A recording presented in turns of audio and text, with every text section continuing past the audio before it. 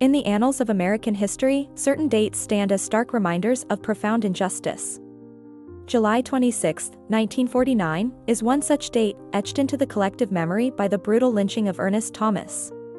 This is not merely a historical account, it is a narrative that exposes the raw wounds of racial prejudice and the devastating consequences of a system designed to deny justice.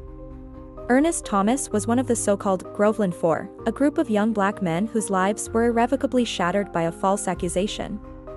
In the summer of 1949, in Groveland, Florida, a 17-year-old white woman and her husband made a claim that would ignite a firestorm of racial hatred. The accusation: rape and assault. In the Jim Crow South, such a charge against black men, regardless of its veracity, was a death sentence waiting to happen. The racial hostility of the era ensured that suspicion immediately fell upon the black community, with little to no regard for evidence or due process. This deeply ingrained prejudice served as the foundation for the tragedy that was about to unfold. The accusation against the Groveland Four sparked an immediate and relentless manhunt. While 3 of the accused were quickly apprehended, Ernest Thomas managed to evade capture, at least for a time. His brief freedom, however, was a desperate flight from an enraged mob, not an escape from justice. Hundreds of white men, fueled by racial animosity and a thirst for vengeance, took to the streets, bypassing any semblance of legal authority.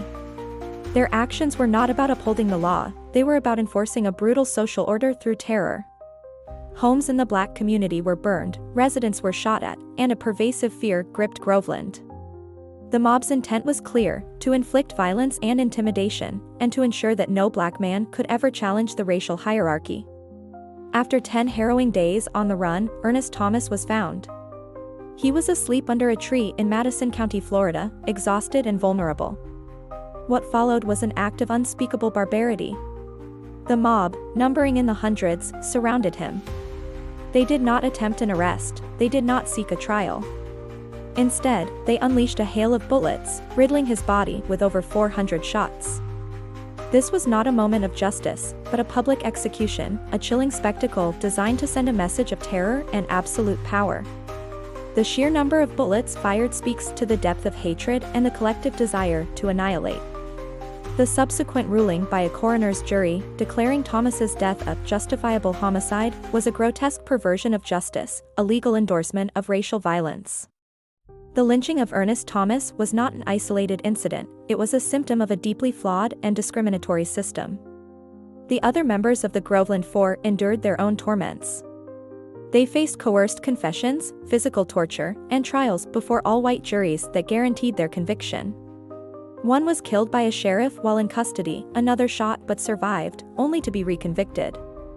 Their lives were stolen, their futures erased, all for a crime they did not commit. For decades, the injustice of the Groveland Four case remained a painful open wound, a testament to the failure of the legal system to protect its most vulnerable citizens. It was not until 2019, 70 years after the horrific events, that Ernest Thomas and the other members of the Groveland Four received posthumous pardons from the governor of Florida. This act, while long overdue, served as a crucial acknowledgement of the profound injustice they suffered.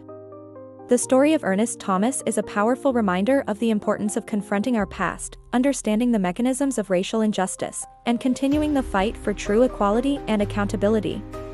His story, and the stories of countless others, must be remembered, not just as historical footnotes, but as urgent calls to action in the ongoing pursuit of justice for all.